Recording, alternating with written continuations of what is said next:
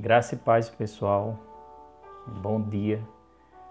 Pessoal, eu tenho uma palavra, eu quero compartilhar uma palavra de Deus com você. Nós estamos vivendo um tempo assim que Satanás ele vai se aproveitar muito para tentar bombardear a mente das pessoas, né? Muitos pensamentos vão vir, né? Muitas situações vão vir para tentar bombardear a sua mente. E eu estava pensando nisso, né, e veio essa palavra para mim, né, que eu quero compartilhar com você. Como se comportar, né, diante disso? Como é que eu tenho que me comportar? Porque nós estamos vivendo um tempo agora que nós temos que colocar em prática tudo aquilo que nós aprendemos. Nós temos que estar posicionado em fé. Então, para você ficar posicionado em fé, você tem que estar firmado na palavra.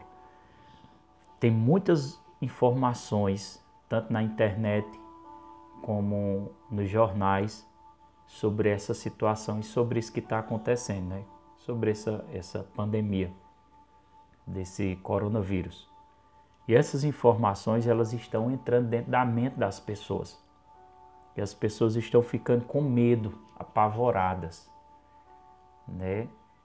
Já vi um relato já de uma pessoa que se matou, né, por causa dessa situação. Então, talvez tenha até mais pessoas que tenham se matado, tirado sua vida por causa dessa situação que estão vivendo, passando, né, um medo. Então, são muitas informações. Então, é o momento da igreja estar atenta, bastante atenta com essas informações,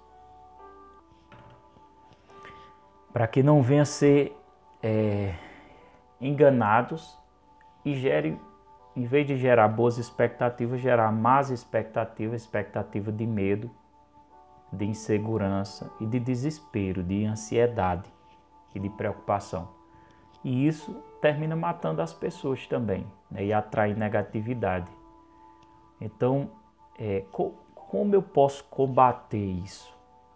É isso que eu vou te ensinar. Como é que você vai combater? Como você vai combater tudo isso que está acontecendo? Porque são tantas informações que você vai começar. Tem pessoas que vão sentir aperto, muita insegurança, muito medo, muita coisa ruim, né? Mas elas não vão saber agir. Mas nós que somos de Deus e temos a palavra, e temos um acompanhamento, temos o ensino, por isso que eu estou trazendo essa informação. Como é que você vai agir? Eu sei que você já sabe, mas é trazendo uma lembrança para você de como você vai agir. Isso é mais ou menos assim. Vou só citar um exemplo. Quando você sente fome, o que é que você faz? Você come. Uma pessoa quando sente sintomas de dores de cabeça, claro que a primeira coisa que ela deve fazer é repreender no nome de Jesus e ordenar aquele mal sair. Mas naturalmente falando, só naturalmente falando, para você entender, essa pessoa vai tomar um Anadol, um Dorflex, alguma coisa desse tipo. Por quê? Porque sinalizou que estava a parte doendo. Ou então, se teve fome, sinalizou que estava com fome e trouxe um alimento. Então, a gente tem que estar conectado e atento nessas horas. Para quê? Porque toda vez que vier um sentimento, que você começar a perceber que você está esmorecendo, que você está ficando para baixo, aí essas horas você não pode ficar sem fazer nada. Você não pode ficar parado. Nessas horas aí entra a importância de você orar.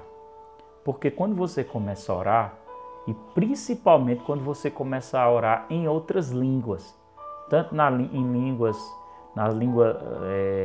que o Espírito Santo te concedeu, a língua sobrenatural, as línguas estranhas, como na língua normal, o Espírito Santo começará a trazer lembranças da própria palavra de Deus para você. Por exemplo, eu estava orando ontem, né, estava com uma sensação assim de assim, começando a querer entrar aquela sensação dentro de mim de insegurança.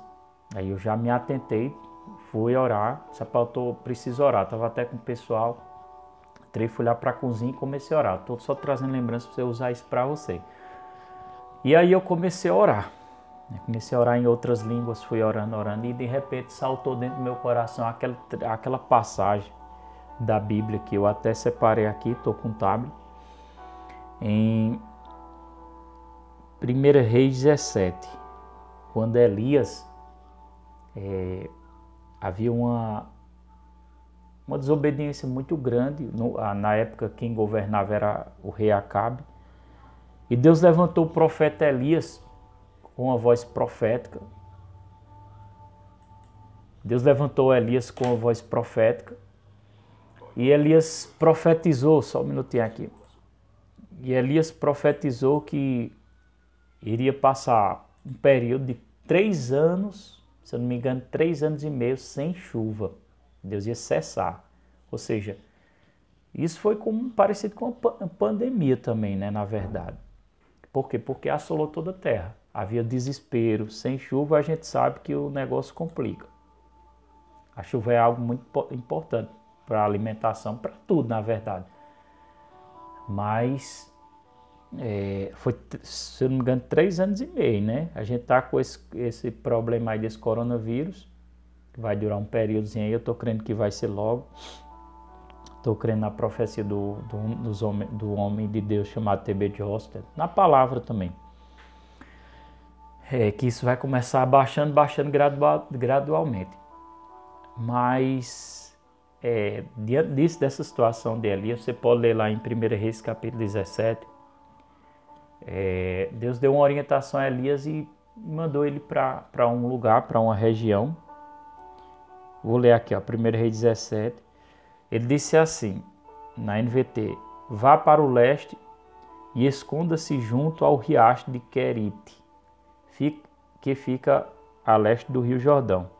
Aí Deus deu a orientação: beba a água do riacho e coma o que os corvos lhe trouxerem, pois eu dei ordem para levarem alimento até você. Então, Deus deu aquela direção a Elias: vai para tal lugar, para tal região, né? Essa região aqui, versículo, para o leste, né? Ao leste, junto a um riacho que fica a leste do rio Jordão. E ele disse: você vai beber água lá, que era o período de seca, e você vai comer daquilo que, riacho, coma o que os corvos lhe trouxerem, pois eu dei ordem para levar alimento até você. Então, diante daquela situação, eu meditando, né? Deus disse: você vai ficar lá.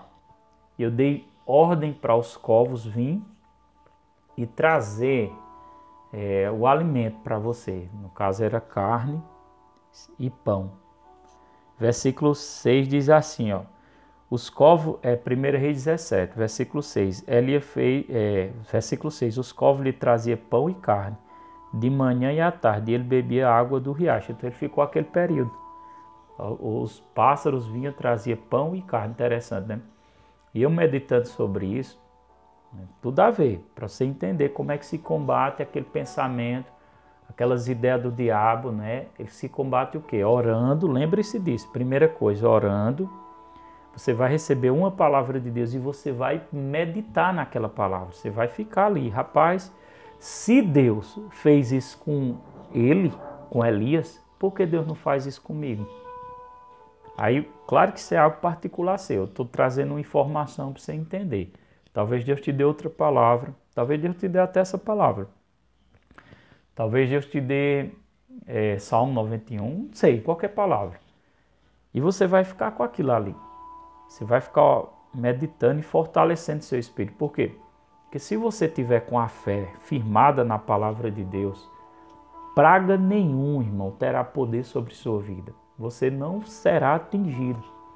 No meu caso, eu estava meditando sobre isso, essa palavra, e eu disse: meu Deus, você vê, né? Deus começou a operar aquelas maravilhas. Quer dizer, até então nós estávamos muito assim, dependendo do homem, mas chegou um ponto que nós vamos depender completamente de Deus. E talvez isso seja uma provação da sua, talvez não, isso é uma prova da sua fé, para ver se você cresceu, se você amadureceu, se você está firme, se você vai se desesperar, se você vai ficar inquieto, se você vai ficar angustiado. Então, por isso que é importante agora a oração e a Bíblia. está orando, conectado, está sempre lendo a Bíblia, sempre meditando na palavra de Deus. Então, essa foi a palavra que veio, né, para mim, e eu meditando, eu disse, meu Deus, os corvos vinham e traziam o alimento. Quer dizer, significa o quê? Deus agindo sobrenaturalmente. Esse tempo que nós estamos vivenciando será um tempo que Deus agora é que vai agir sobrenaturalmente.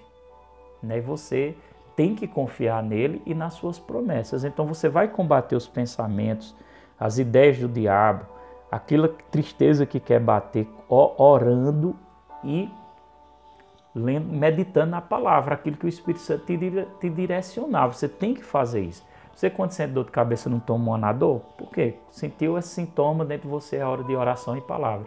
Você, quando sente fome, não vai comer? Sentiu um sintoma de tristeza, sentiu um sintoma querendo desesperar, sentiu um sintoma de enfraquecer na fé, o que é que você vai fazer? Oração e palavra, oração e palavra, oração e palavra, oração e palavra.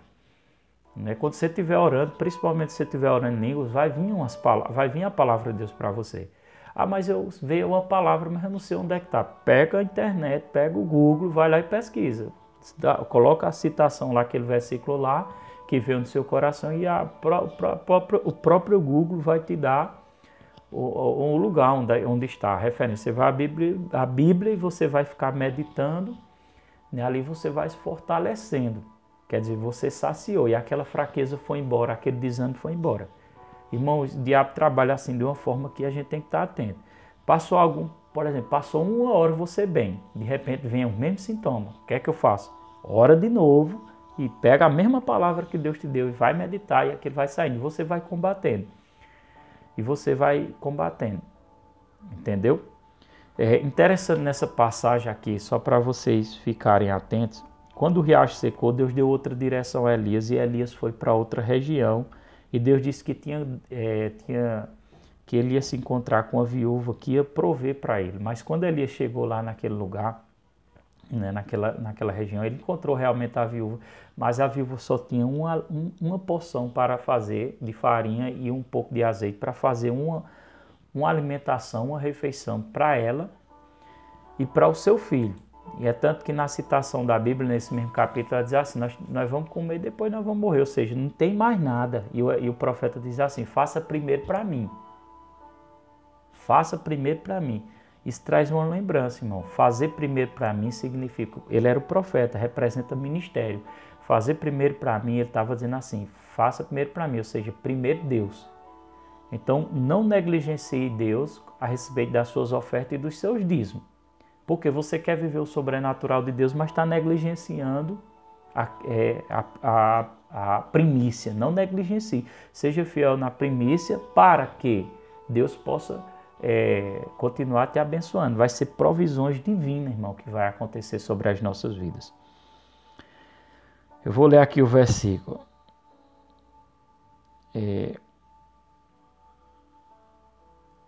Vou ler o versículo 12. Ó. Mas ela respondeu, tão certo como vive o Senhor, seu Deus, não tenho um pedaço sequer de pão em casa. Tenho apenas um punhado de farinha que restou numa vasilha e um pouco de azeite no fundo do jarro.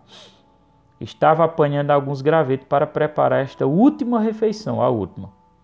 E depois meu filho e eu morreremos. Olha o que Elias disse. Representa o ministério, né? Elias, porém, disse, não tenha medo, não é hora de ter medo, irmão. Lembra-se disso. Faça o que acabou de dizer, mas primeiro faça um pouco de pão para mim, primeiro para mim, ou seja, para Deus, para o reino dele. Amém? Para a obra dele. Depois, use o resto para preparar uma refeição para você e seu filho, com o restante. Aí ele vai e profetiza, pois assim diz o Senhor, Deus de Israel, sempre haverá farinha na vasilha e azeite no jarro, até o dia em que o Senhor enviar a chuva. Versículo 15, ela fez conforme Elias disse, assim Elias, a mulher e a família dela tiveram alimento para muitos dias. Provisão divina, irmão. Sempre havia farinha na vasilha e azeite no jarro, exatamente como o Senhor tinha prometido por meio de Elias, ou seja, Deus não deixou faltar. Chegou um tempo de provisões miraculosas, divinas da parte de Deus. E essa é a nossa confiança, irmão. Fique firmado na palavra, não tenha medo. Combata qualquer tipo de sentimento. Lembre sentimento que está vindo, essas reações, né, querendo se desesperar. Lembre-se que isso aí que está acontecendo com você, sabe o que é sinalizadores que você tem que orar e ler. Orar e meditar na palavra, orar e meditar. Então fica posicionado, Deus está conosco. Deus não nos abandonou. Ele está observando tudo. A igreja está sendo guardada, você está sendo guardado e você está sendo protegido. Que Deus abençoe. Se você sentir compartilhar esse vídeo para alguém, compartilhe, que pode ajudar a vida de outras pessoas. Em nome de Jesus.